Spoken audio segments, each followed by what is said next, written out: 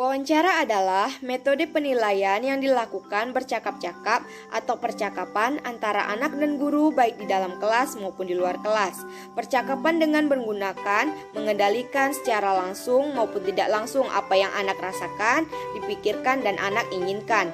Percakapan kita akan dapat memperoleh gambaran tentang minat, motivasi, kebutuhan anak. Pada saat melaksanakan percakapan, sebaiknya guru melakukan memegang daftar cek perkembangan anak, sehingga segala sesuatu terdokumentasi. Adapun keuntungan dari wawancara, yang pertama, wawancara dapat memberikan keterangan keadaan pribadi. Hal ini tergantung pada hubungan baik antara pewawancara dengan objek. Contohnya, dengan adanya hubungan baik antara guru dan wali murid, membuat terbuka dalam menyampaikan kekurangan dan kelebihan si anak. Yang kedua, wawancara dapat dilaksanakan setiap umur dan mudah dalam pelaksanaan untuk anak usia dini. Dapat dilakukan dengan bentuk bercakap-cakap di dalam kelas dan di luar kelas. Nah, yang terakhir, wawancara dapat dilaksanakan serempak dengan observasi. Nah, sedangkan kelemahan wawancara tersebut, yang pertama, keberhasilan wawancara dapat memperoleh oleh kesediaan maupun individu yang diwawancarai, misalnya orang tua yang sibuk sehingga tidak tersedia mewawancari ataupun orang tua yang sibuk dengan acuh tak acuh dengan anaknya. Yang kedua, kelancaran wawancara dapat dipenuhi oleh keadaan sekitar pelaksanaan wawancara. Contohnya, melakukan wawancara bukan di tempat kondusif seperti keramaian. Dan yang terakhir, wawancara menuntut penguasaan bahasa yang baik dan sempurna dari pewawancara. Selanjutnya, kita akan membahas tentang macam-macam dari wawancara. Yang pertama, wawancara bebas.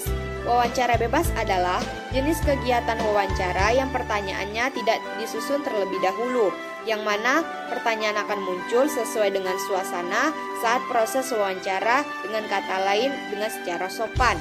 Jenis wawancara ini terkadang disebut juga dengan wawancara tidak terstruktur. Contohnya seperti wawancara yang dilakukan selebritis.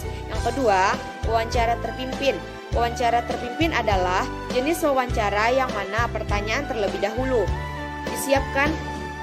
Jenis wawancara ini disebut dengan wawancara berstruktur. Contohnya, wawancara terpimpin seperti wawancara pembawa berita di stasiun kepada narasumber. Dan yang terakhir, wawancara bebas terpimpin. Wawancara bebas terpimpin merupakan jenis wawancara di mana pewawancara melakukan kombinasi antara wawancara terpimpin dengan wawancara bebas, yang mana dalam pelaksanaan sesuai dengan pedoman dengan topik yang dibahas. Pembahasan selanjutnya, kita akan membahas tentang penyusunan panduan mewawancari anak TK. Yang pertama, perencanaan. Perencanaan merupakan suatu strategi untuk mencapai suatu sasaran yang hendak dicapai. Karena itu, perencanaan harus dibuat dari awal suatu kegiatan tanpa menutup kemungkinan untuk mengadakan perbaikan atau penyempurnaan ketika kegiatan itu dilaksanakan. Nah, yang kedua, pelaksanaan. Seperti panduan di atas, bahwa dalam mewawancarai anak dengan orang dewasa, caranya yang digunakan jauh lebih berbeda. Mewawancarai anak TK dapat dilakukan dengan dialog yang bersifat santai sehingga anak tanpa sadar bahwa ia sedang dievaluasi. Nah, pada pembahasan yang terakhir kali ini kita akan membahas tentang penyusunan panduan mewawancari wali murid. Yang pertama, guru dan orang tua adalah dua aspek yang tidak bisa dipisahkan. Keduanya adalah mitra sejajar, berperan sangat penting oleh pendidikan anak. Sekolah tidak mampu berjalan sendiri, orang tua pun tidak mampu berjalan sendiri melaksanakan pendidikan untuk anak-anaknya.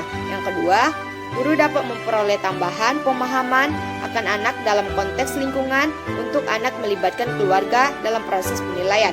Nah, di kali ini saya akan mengambil tokoh banner 1992 membahas tentang penilaian valid secara ekonologi yang melibatkan analisis keluarga, budaya, komunitas, dan menangkap sebagai anak sebagian dari lingkungan rumah dan komunitas, tidak sebagai individu yang tersosialisasi.